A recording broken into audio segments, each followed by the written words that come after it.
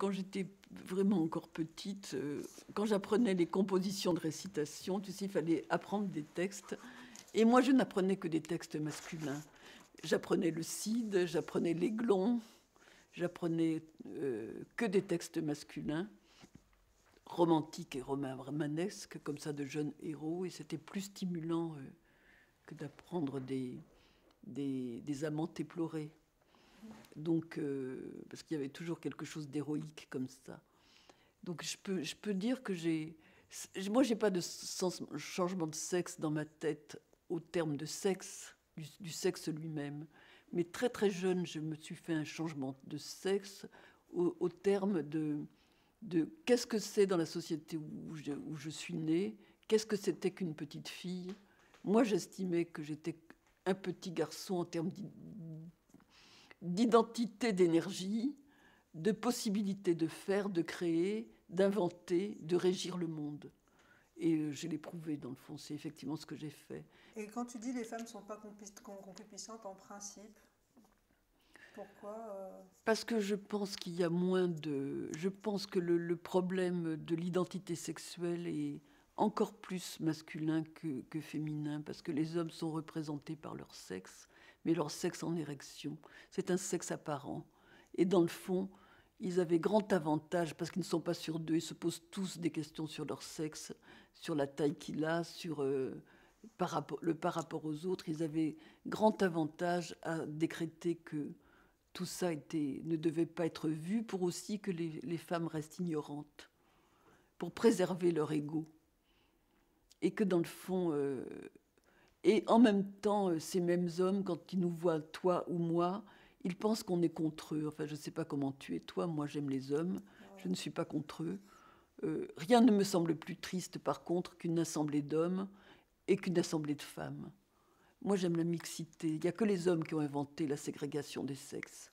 Aussi, ça, c'est une vraie chose. Moi, je déteste quand je ne vois que des filles dans une assemblée, même si c'est des filles qui se prennent très très bien en main, qui sont très garçons, que par contre j'aimerais en tant que féministe.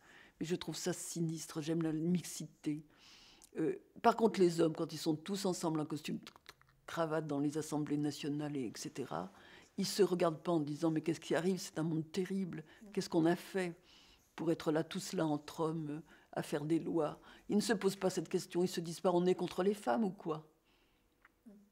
Eh bien oui, ils sont contre les femmes. La vérité, c'est que les femmes n'ont jamais été contre les hommes et que les hommes ont été contre les femmes et que là, il y a un non-dit. Parce qu'il y a quelque chose, on dit toujours qu'il faut parler de l'Holocauste parce qu'il y a un devoir de mémoire et surtout qu'une fois que c'est reconnu, on est passé de l'autre côté. Or, sur la guerre faite aux femmes, sur le fait qu'elles ont été mises en esclavage, en tutelle partout dans le monde, que c'est historique, que s'il n'y a pas d'artiste femme, de grande artiste femme, quand on te dit il n'y a pas Mozart, mais quelle femme a été... il y a des artistes femmes comme par hasard depuis qu'on a droit à l'instruction secondaire, pas primaire, pas faire la couture et des petits Suisses et des petits gâteaux. Non, à l'instruction qui mène à la conception de la pensée. Comme par hasard, il y a des artistes femmes. Mais les hommes pouvaient aussi dire, regardez, les femmes créent, mais elles ne créent que de la matière, elles ne créent que des bébés. Les hommes, eux, ils sont dans le conceptuel et la pensée. Mais pour être bien sûr qu'ils y sont, ils avaient interdit l'éducation aux femmes. Et ça n'est pas dit. Ça n'est même pas dit. Et est-ce qu'on est contre les hommes quand on dit ça? Non, c'est historique. Mais je dirais que la majorité de ceux qui font le contresens, c'est les hommes. Parce que quand on parle de ce domaine très réservé et pénalisé par eux, c'est eux qui ont inventé la loi de l'obscénité pour contraindre les femmes.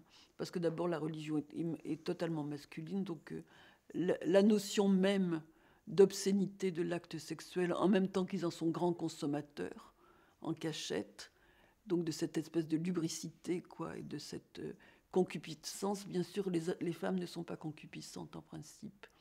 Donc je veux dire que c'est évidemment les hommes. D'abord, moi, ce que je disais très souvent, les femmes ne peuvent pas être pudiques, elles accouchent. Elles ne bon, alors quand elles accouchent, c'est très bien d'écarter les jambes, c'est très bien. Ça n'est plus du tout obscène. Ça peut être filmé par la télévision avec tout le monde qui est là, parce que là, c'est pour la bonne cause, c'est tellement émouvant de donner la vie.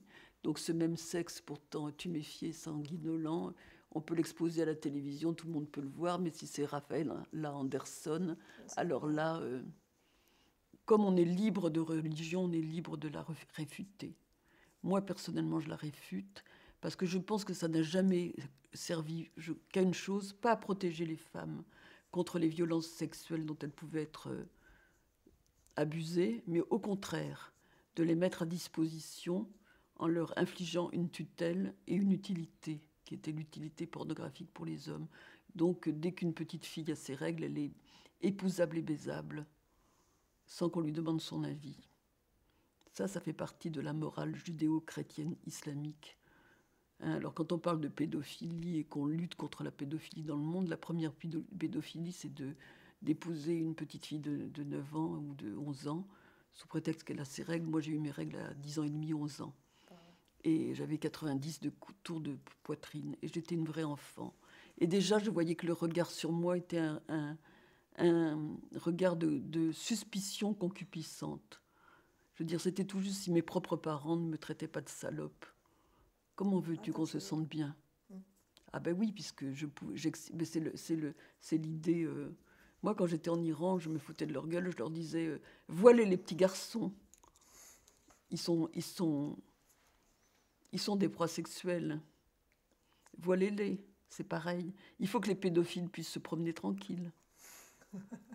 Quand même, qu'il n'ait pas de tentation, puisque c'est ça, c'est l'idée que la tentation s'inverse. On ne dit pas aux gens que les gens sont des personnes, et que donc, dans la religion, et donc il faut prendre sur soi, et ne pas effectivement se laisser aller à un instinct sexuel débridé, bestial, et à l'encontre de gens qui deviennent des proies, c'est-à-dire des choses et non pas des personnes, mais que toute personne qui a un instinct sexuel qui se réveille est dans son droit de l'exercer sur la personne qui l'a suscité, c'est-à-dire poussons la chose plus loin, le petit garçon, la petite fille, la femme. Et donc, elles n'ont qu'à se voiler, on n'a qu'à ne plus les voir. Et bien, les petits garçons aussi, qu'ils se voilent. Quand on voit l'importance que c'est censé avoir un viol, et quand on voit à quel point rien n'a jamais été mis au point pour que les femmes puissent se défendre... Oui, puis surtout que moi, si j'ai quand même quelqu'un qui, comme ça, me donne le choix entre m'arracher un bras et me violer, eh bien, je choisis de très loin qu'il me viole. Voilà. Généralement, on ne te donne pas le choix.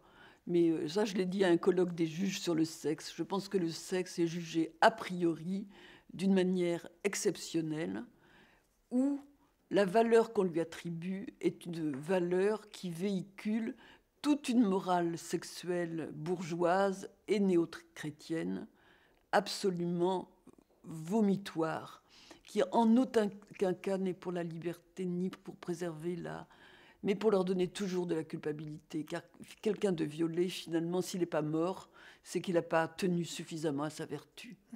C'est aussi ça. C'est que finalement, ça dit ça. Oui, elle a été violée, mais si elle n'avait vraiment pas voulu, elle serait défigurée, mais au moins elle ne serait pas violée. Eh bien, je suis désolée. Ça n'a pas cette importance-là. C'est très important, c'est toujours très traumatisant qu'on puisse vous porter comme un objet et disposer de vous, bien sûr, c'est un traumatisme. Mais ce n'est pas le fait que ça soit sexuel qui augmente le traumatisme à ce point-là. Le traumatisme simple, c'est le fait que quelqu'un dispose de vous comme si on n'existait pas comme une personne, qu'on n'avait pas de pas respecter le fait qu'on soit une personne. Mais le fait que ça soit sexuel, pour moi, n'est pas plus important. Matériellement, l'acte sexuel humain, il est très pauvre. Donc, quand tout d'un coup, ça nous transporte dans un autre monde, c'est que on idéalise, quoi qu'il en soit.